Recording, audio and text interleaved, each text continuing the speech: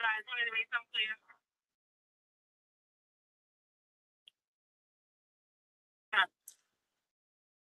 Wave if you can hear me. This is Jake. All right, thank you. I can't hear you guys. I'm not getting a sound. Nor am I.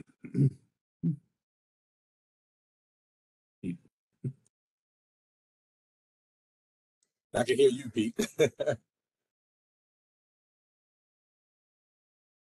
I can hear you, Jake. There you go, buddy. Oh, okay.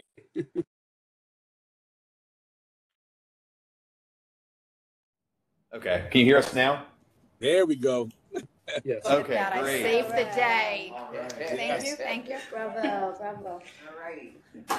We'll start again then. Good afternoon, everyone. March 20th, 2023, and we're going to open our meeting for this month of the Police Accountability Board. And we are reminding everyone that the meeting is recorded. We're going to start with a roll call. District 1. Hey, it's Pete. Pete Fitzpatrick from District 1. Thank you. And District 2, yours truly. District 3. Ralph Dennis, present. Thank you. District 4. Jake. He's right there. Dick Chen was present. Hear me? Are you present?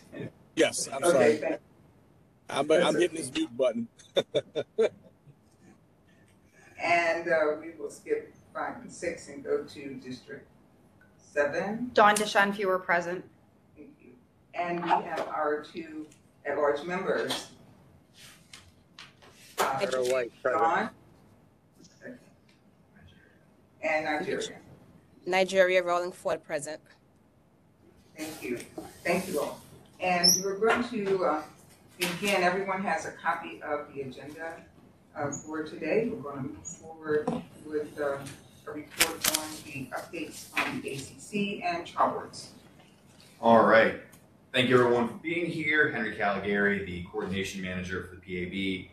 Just a couple updates as far as where we are with interviews as well as logistics. The first one is I will be taking notes and recording minutes until we have a full-time secretary on staff, just to be able to make sure there's a written record uploaded. I think it'll be useful, particularly for not only members of the public, but also members of the board. So we have a written record and not just the video recording.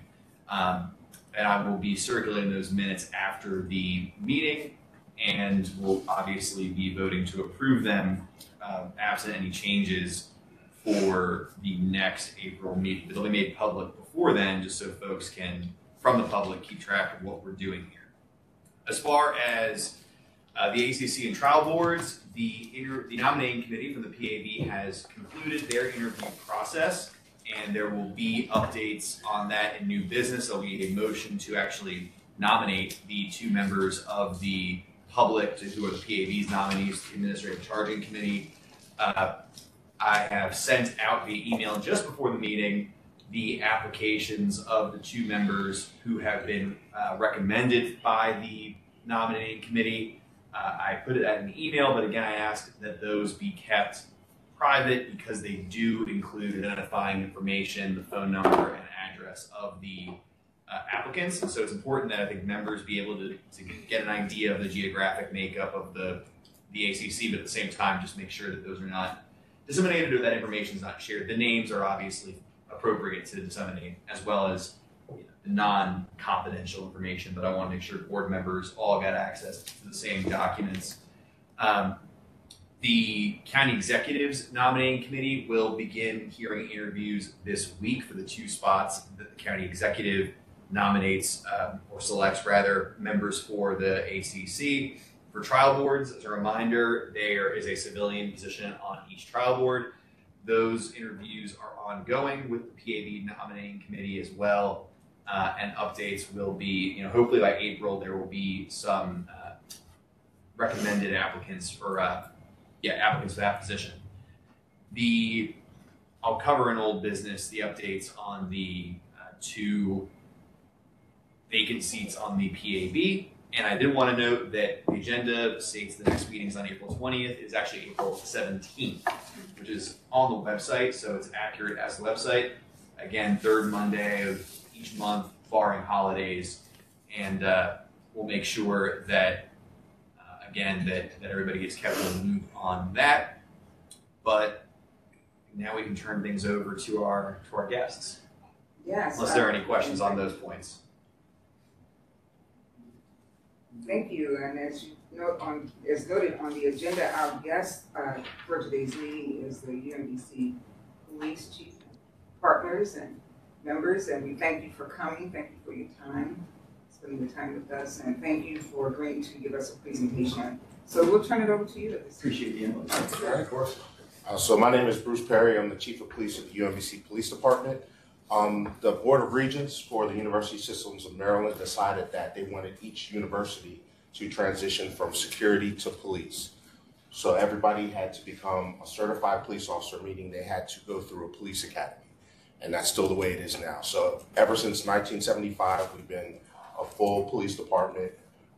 Just like any other police department, we have powers of arrest, officers are sworn, we also do traffic, we do other things that police departments do.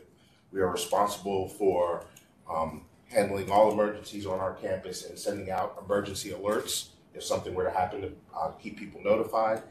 The one thing that makes us a little bit different from your standard police department is we are responsible by what's called the Callegary Act. So we have certain things that we have to report in order every year to remain in compliance with that. You want to talk about that, Dan? Sure. The Callegary Act is just, you have your typical statistics that have to be reported to the FBI. That's usually through UCR. Okay? And all of those agencies report to the Maryland State Police, who forwards it to the FBI. University agencies that receive federal funding also have to submit their Callegary statistics to the Department of Education every year. Those statistics are not identical to your UCR statistics. Okay? They are specific certain crimes that must get reported, and the difficulty for us is regardless if it's reported to the police or not. And UCR stands for? Uniform Crime Report. Okay. That's your typical stats that you look up, FBI stats, you see UCR stats. Okay. Callegary stats would be statistics that most parents are going to look at when they're sending their child off to college. They're going to look for the Callegary statistics on the individual campuses. We are also a CALEA, for those of you unfamiliar with that. That's the Commission of Accreditation for Law Enforcement Agencies, and we are CALEA accredited.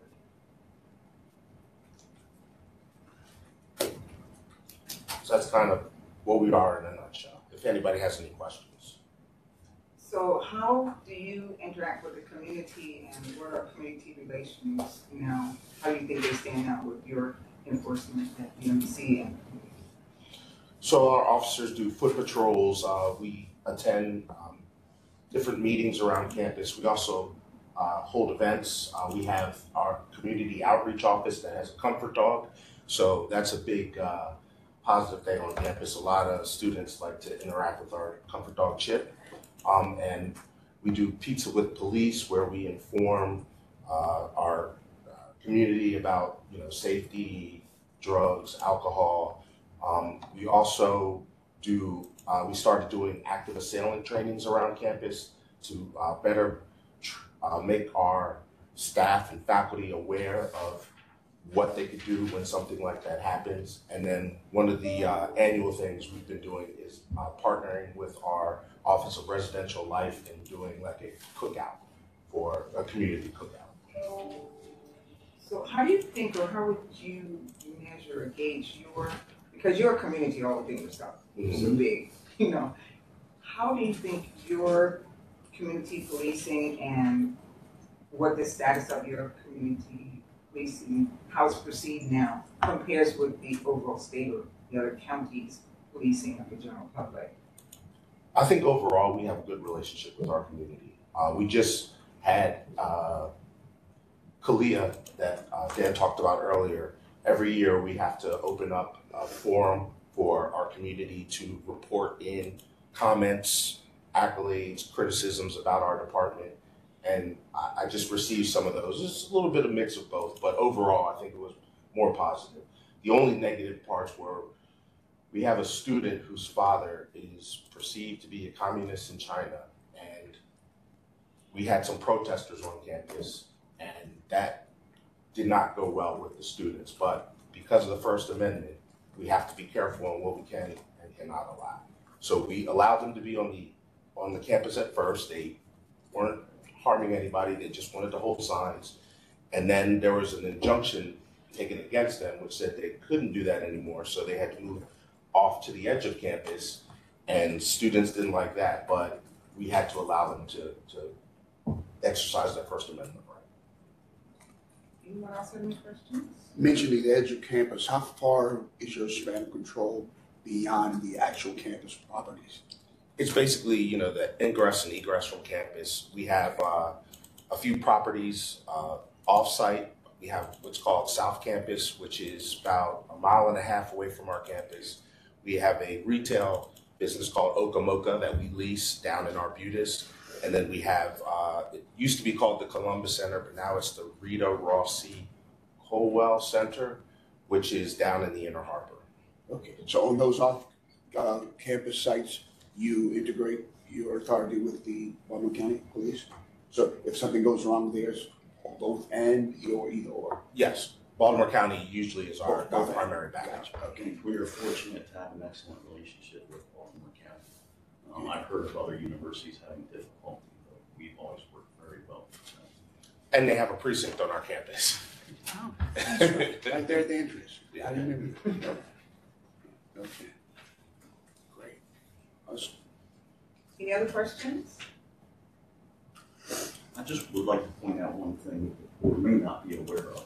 Obviously, we can accept complaints, through the TV and all that, but we are bound, in case you didn't know, to the state BCC. That was my next question. I just wanted to make sure that. Sure, everybody and was with aware. that said, is there, can you give us a brief description of how that system works with accountability for, if when complaints come in and that process how it's reviewed or oversees that? Yeah, they're obviously in the same boat as everybody else. I think they're one staff member short from fully staffed.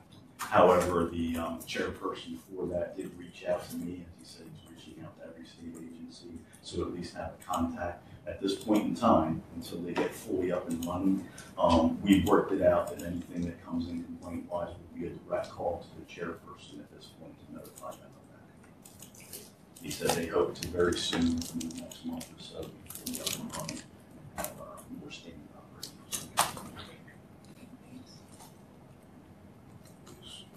Well, if there are no other questions, we want to thank you gentlemen again for coming. Appreciate your agreeing to speak with us and give us a better insight as to what you do on your campus and how your community, like I said, is a community all to itself, but how we don't stand alone in any of this, and we appreciate all of your efforts. One final question. Yes. Just curious, we post on our website, how people can, file complaints, whether they're coming in person, we have a form they can email and stuff like that. We'd like to get the information out. Who would be your contact if they wanted to put it through? So it's available on our website. So if people search Baltimore County PAB, do it right now. There is a link for complaints Okay. on that. So your recommendation would be give them a link to the website? Yes, I think that's the best way to do it. It's fairly intuitive on the website as to where complaints. It's on the side of the page to submit complaints. If there are any student groups or the like that are interested in more information, I can be the point of contact on that as well. My email is on the website. Also, you both have it from reaching out to schedule this meeting, so they can also contact me directly. I'm happy to answer any questions or point them in the right direction if there's confusion. Appreciate that. And I take it the board has no issue with us putting that information. Not me, but Thank you. So partnering is, right? Okay. Thank you so much. Thank you. Awesome. Thank you. And you're free to leave if you'd like to. I Yeah. didn't know if you wanted us to stay. Thank you, though. Appreciate your time. Thanks for your life. Thank you. Thank you. same here.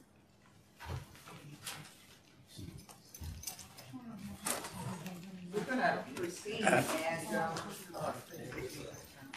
Henry's gonna go ahead and proceed with the old business. Yep.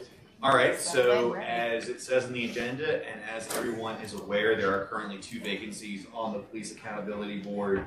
The first, in order of when it became vacant, was District 5. The county executive interview group met, selected Renee Strive for the District 5 vacancy. Last week, on March 14th, the county council held a work session to get a chance to hear from Ms. Strive. They will be today, actually, voting on her confirmation at the 6 o'clock council session. So, Can you spell her last name? yes, S-T-R-E-I-B. I wouldn't. And so she will, pending confirmation, if she's confirmed, she'll be coming on board and will be here for our April meeting if confirmed by the county council. And then for District 6, of course, that position became vacant more recently. And the application for that is still open. It is open to the public. Of course, the process that everyone here is familiar with, just to reiterate, is that for the councilmanic districts, the council member for the district cannot or recommend up to 3 names for the county executive to consider. And then, of course, there is an applicant or a nomination by the county executive that goes before the county council. So that position is still vacant. There has not been a recommendation, or not an application rather, forwarded to the council for nomination and confirmation.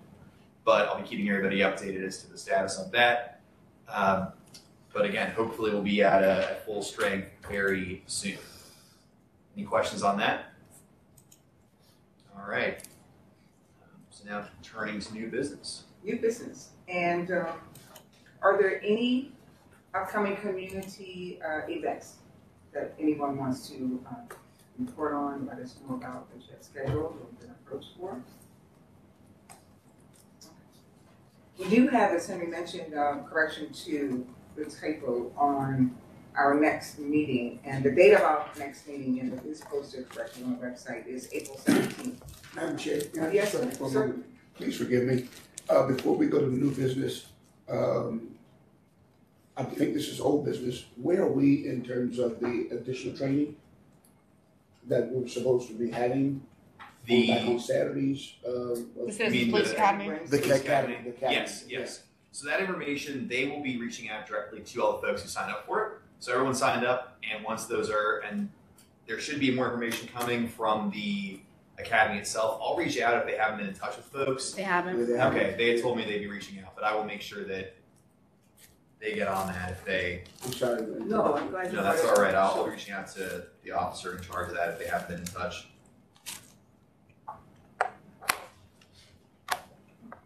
Thank you.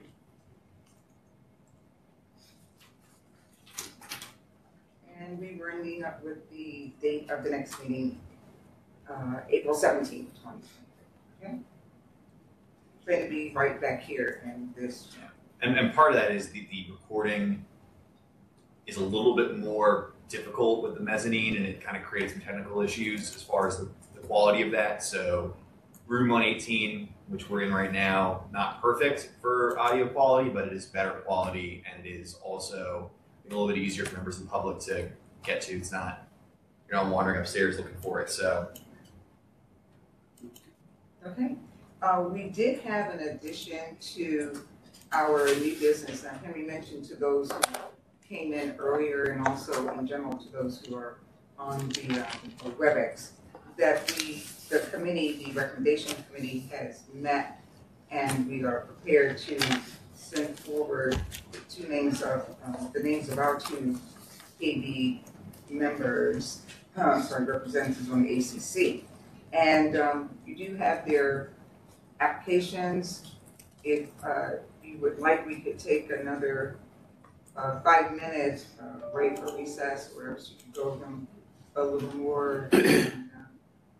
Is it the nominating committee's thoughts that the nomination will be closed on these two names?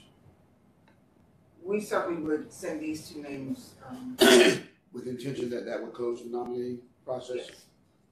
and I can just clarify that if folks want to nominate them or apply, their names would certainly be in the through the county website, they would certainly be in the system. So if there was a vacancy in the future, their name could be considered. They could be reached out to if they're interested. So there's no harm in them doing that. But as far as consideration, they are closed. My concern is that the strength of the two candidates are varied. And I'm not so sure if I would vote on one of them, which would, if that becomes the consensus, that would still leave us with a vacant spot here. I mean, just looking at the applications, either something is missing for me. I'm just talking about what I've perused. I'm concerned that there's no history of employment. I'm concerned that there is no political affiliation. I'm concerned that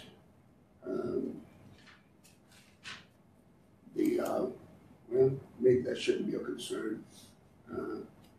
I always have a concern when you're not willing to identify your ethnicity. That's personal with me. That's maybe it's not a concern with anybody else. I'm talking about me right now. Okay. Well, I think perhaps members of the committee can speak to that before there's a vote, obviously. Okay. So what I can say is that what additional information that we had in the interviews that we had and the questions that we asked as a committee, I believe that we certainly had consensus on the committee as to these two being the top two candidates. And those types of questions were certainly answered satisfactorily to us were not questions to ask with ethnicities and things of that nature. We were able to see those we were interviewing, so that wasn't a question for us, if I could say. Okay. We do believe and know that the applicants were varied in ethnicity and age and also experience, and that the experience, their demeanors and the way they answered our questions, we thought that these were the two best fit. Broad experience, but also experience of the desire to help the community and be a part of seeing that community relations were enhanced and that there would be fairness and transparency in the process. So we did feel confident about that. Would any of the other recommendation committee members want to speak on the points that were raised?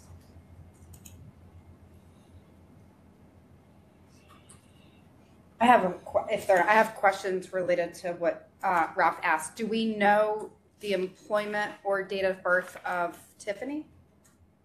Those are both blank, and I don't know if it's certainly she has date of birth, but I don't know if the employment doesn't apply or it was just left out. So on the application, I believe you would note that she also submitted a resume. We don't have I can that. provide those. I know the That, committee so shows that. right there. Yeah. Updated resume. Yeah, it's not.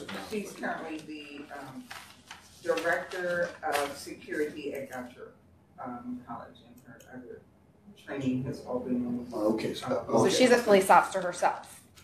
She is not a police officer. She's a security. she's correction, not correct. She's law enforcement training and security police for. LinkedIn lists her as a sergeant and a captain with Goucher College. Yes.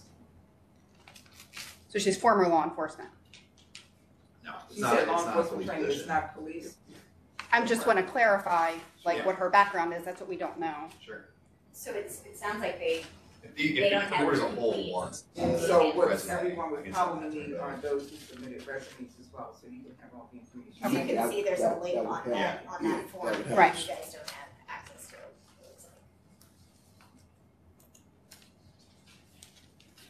So with that, probably the best thing that we could probably do is give everyone time to access those Yeah, I can other happily share that. information, and then we will perhaps come to you to see if we could schedule a WebEx meeting or sometime in between.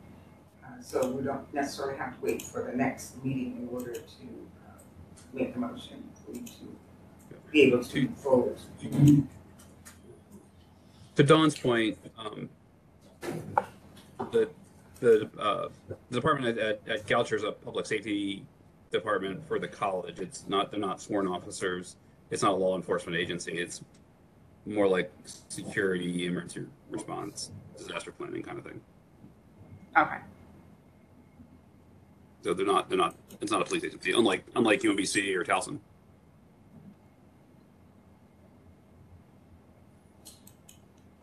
So I think by consensus, we would want more time to look at the other information that was sent in by the applicants. And so what Henry has mentioned is what you can access, because you also have a copy of it, essentially, he already sent a copy to all members online, and you could go ahead and click on and access that. Well, I would need to share it that's through our employment system. Okay.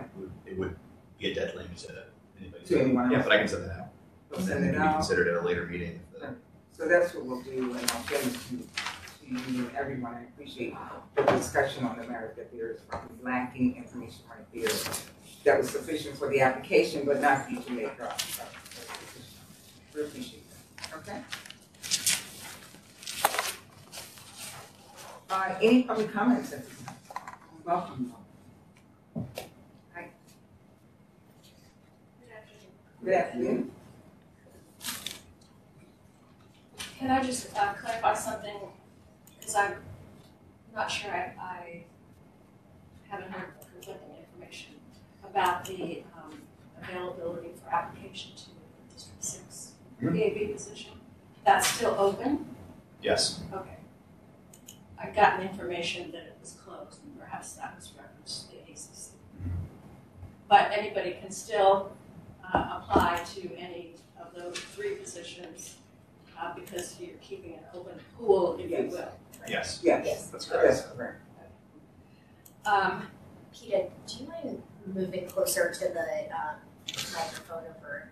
I just want to make sure audio gets picked up.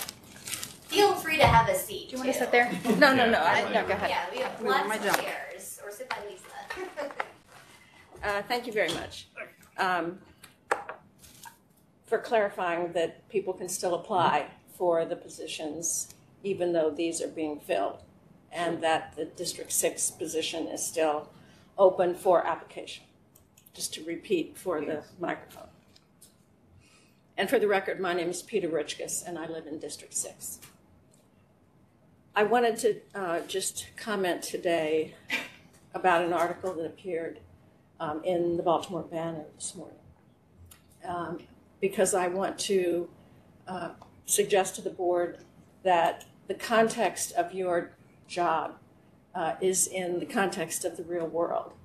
I realize, as the chairwoman has explained, that your role is quite narrow, and you are charged to respond to complaints that come in to either the board directly or to the departments.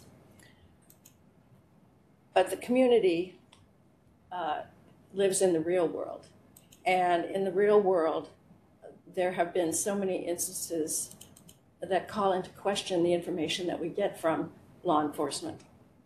And the article in the Banner this morning, which I have copies for everyone, goes into some detail about, in particular, information the county has been providing on rape statistics. And the fact is that rape statistics have been reported differently depending on the audience. The public gets some numbers. Some numbers are reported to the FBI that are not the same. And then there's another set of numbers that are used in different circumstances. This isn't a good look. And even the county executive in the article this morning says that it was an error to be using these different numbers to report. So when the county executive has said, as he has in the town halls, that incidents of rape are down, he's using one set of numbers when we now know that those aren't the real set of numbers. There are other instances where, as much as I admire and respect our law enforcement agencies, they're being tuned in to what it's like to be a victim of crime, whether it's sexual assault or other crime, is less than sensitive, to put it politely. And I just want to ask the members of the board to keep your feelers out for the context in which the public is dealing with law enforcement. And I gather from the article and the comments of the county executive that this will be addressed, but it's a terrible blot on the county that these numbers are not consistent and that in fact the county executive has been using incorrect numbers. So, and I say that because as an advocate in this arena, I often refer to Baltimore County stat, even though it's not an easy website to use and is not accessible from the main Baltimore County page. Hopefully that can be remedied. But even there, I have to question what I'm seeing and how accurate that is. So it's a long read article, but I encourage you to get to the end because it also includes some of the history. And that references the fact that counting rapes in Baltimore County has long been a problem. And it's been pointed out in task force reports that the county executive has even initiated these task force to look at the situation.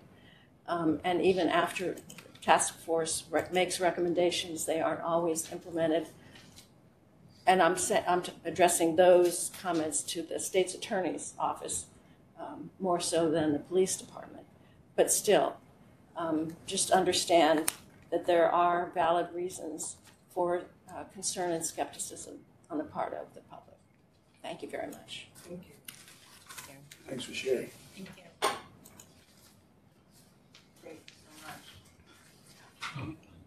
It's interesting. Any other comments? Thank you. Hi. Hi, everybody. My name is Cindy Farquar, and I live in 2nd District, Baltimore County. And first of all, I want to thank you for letting us come up closer to the microphone. I have watched these on whatever that's called, webinar, and it's really difficult to hear people at this table. You look so far away, and I can barely hear you. So in terms of that, I'd like to ask you to speak separately and clearly as you can, because the audio is just not good at all. It's even a little bit hard for me to hear, but that's maybe my personal problem when I'm here. So I guess my overreaching question is, why did this group come together? What is the purpose of the Police Accountability Board? Well, did the police ask for this board? Is this something that the police have a concern and we need to have this board? No, we know that's not the case. The community asked for this board. That's been asked for all over Maryland. This is a need that the community saw. So who does this group see itself as answering to? Well, I would like the answer to that. Oh, and please feel free to step in if somebody wants to say. But I hope you would say to the community. That's what I hope you would say. Now, in terms of that, transparency is a huge issue. So I also was concerned that I had heard that the pool to the ACC board was closed. Well, it's a pool. It doesn't matter whether you have 20 people or 200 people in the pool. It's just a matter of how big the file folder is. You go to it when you need to pick somebody. Isn't that the way this process works? I think I'm right about that. When you have something that's going to an administrative charging committee, then you pick the people for the administrative charging committee. I'm not true? I'm wrong on that? So the way it's set up is they would be meeting monthly. The trial boards are a little bit different. The trial boards are more of what you're describing in traditional Oh, okay, pool. okay. Just to clarify that, the administrative charging committee would be 5 members meeting at least on a monthly basis, the same 5 members. And then they would be choosing trial board people. No, the trial boards are set up on an as-need basis when the law enforcement agencies need to. By whom? By whom? One member from the PA. The PAB would choose one member of the public, but there would be a pool of people who have been interviewed and would be part of that pool for the trial boards. And how does one get to that trial board pool then? There are online applications for that. Those are active. So those will be active until, I was just shocked that the ACC applications closed so fast. I mean, they sort of opened late and then closed so fast. So for the trial boards, those are going to remain open as long as the PAB deems they need to continue to interview members. And even then, people can still apply for that pool. They may not necessarily be chosen. That's up to the board to decide the logistics of. I know that in terms of your board itself, that Ertel, when he spoke with the people from Show Up for Racial Justice, he was asking them to look for a Latin candidate. You know, if there's that much problem finding people, couldn't the Police Accountability Board use some money for public service announcements? I mean, this is, as you all are discovering, not necessarily an easy job. It takes your time. It takes your energy. And so it's not going to be all that easy to find people that are willing to put in this time, particularly since there seems to be iffiness about pay. So isn't there some way that you could use public service announcements to reach out for people? You need more community people to represent Baltimore County in its best light, as it seems to me. Unless somebody wants to say something about that. My second question about transparency is, didn't we have an idea of a talk on use of force? Did I miss something that happened about that? So who was the speaker then? Yes, I don't have that right in front of me, but Harry will provide you with the names of persons who did come and did give a presentation. Well, I think perhaps Ralph knows that. I know Chief Delp was there. Chief Delp was there. So who's Chief Delp? Police He's chief. our acting police chief. Oh, that's his last name? Delp, D-E-L-P. Yeah, I apologize. Okay. So, and who else? There were two other men there, and I don't remember their names. Sergeant.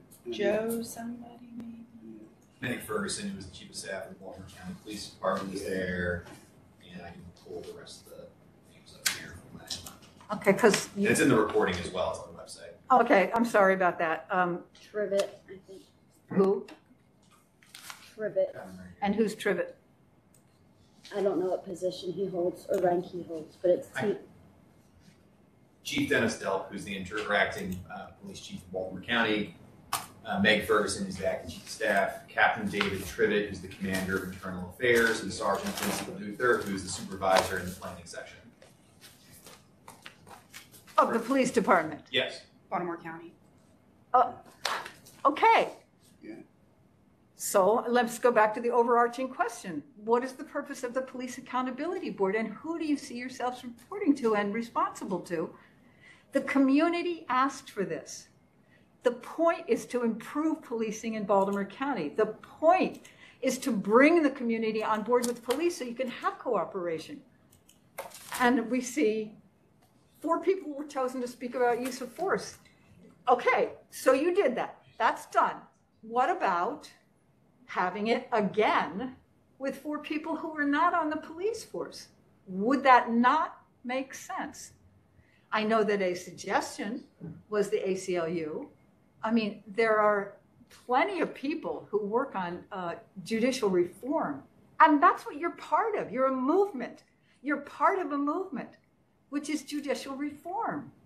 So I'd ask for you to do it, have a do-over, and this time it's not the police telling you what use of force is. We have a problem in Baltimore County with use of force. Okay. Just to address that before we go any further. Thank you. That won't be we hadn't planned it. That would be the only time that we would have someone speak on the topic. So the fact that we were able to schedule them and they were able to make their presentation doesn't suggest that that would be the last presentation done on that topic. And we certainly are open for other opportunities to have other persons of interest, other groups to speak on the same topic to the board.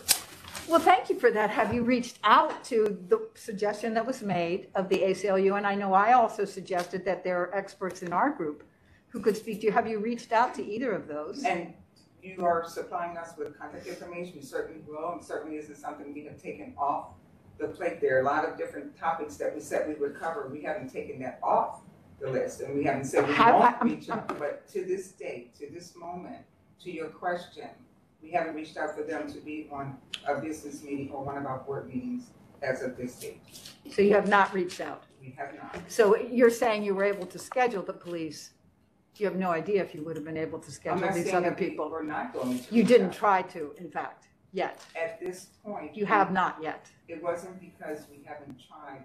There are other groups, there are other agenda items, there were other recommendations for speakers, and we've not reached out to all of them yet either. But we are not finished reaching out to folks. May I say I'm disappointed about that.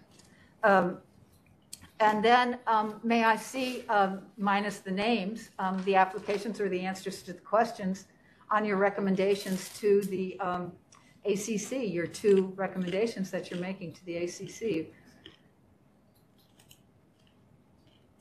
I'm sorry, Henry is going to speak on that from the administrator. Of course. Administrator. I'm going to visualize. Technically, it's not public information, it's board information. It's not disseminated information that we can disseminate. And the names are public record. All right, I clearly will have to think that over, but may I say that brings me to another question, which is the acting police chief is going to be replaced, and the process for that was to choose somebody, and a board was made up to make recommendations. When that happened, the county executive said, these budget hearings that are happening will include public comment on who the next police chief will be. So they're not over. One was the 15th, one's the 29th. They're not over, but the recommendations are all in. It's done. May I say that there is no transparency going on here. And I ask you again, who do you see yourselves as answering to? If it's the police department, then I think you need to rename yourselves. You're not about police accountability. You may be about your relationship with the police, but not Baltimore County's relationship with the police. Thank you so much. Thank you. Thank you very much. Any other comments? You said the names are public? The names are public, yes, we discussed it in the meeting. But we can restate. I'm sorry. Yeah. So the 2 names that we mentioned are Director Tiffany Justice and Attorney Christopher Suey. Thank You're welcome. How do you spell the last name, if I may ask? The last name of the last person. T as in Tom, S-U-I.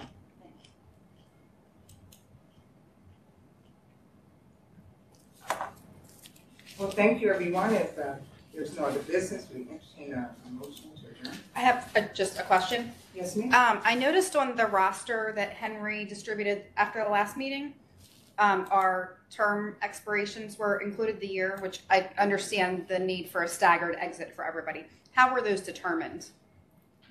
Like, how was it determined that one member's 23, one member's 24, one's 25? How was that chosen? So I can speak to that. The administration, based on, there was no real calculus behind the term expirations.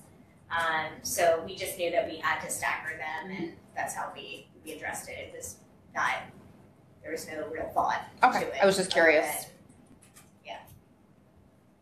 Also, can we get the preferred signature for our emails that the county would like us to use? We haven't gotten that yet. Sure. And do we still need a member trained in the Open Meetings Act? You said we have not any an alternate. volunteers for a. I'll volunteer to alternate if you need somebody. So, thank you. That's all I have.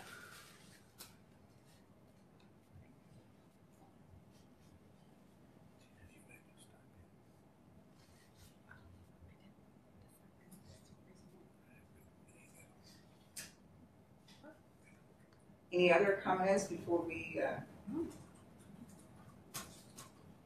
a motion to adjourn in order? Well, I move that we adjourn this meeting until our next meeting on April the 17th, 2023, that shall be held in this room at 12 p.m. If I can get a second. Second. All in favor? Any opposed? I don't think you'd be in that position. So moved. Thank you everyone for coming.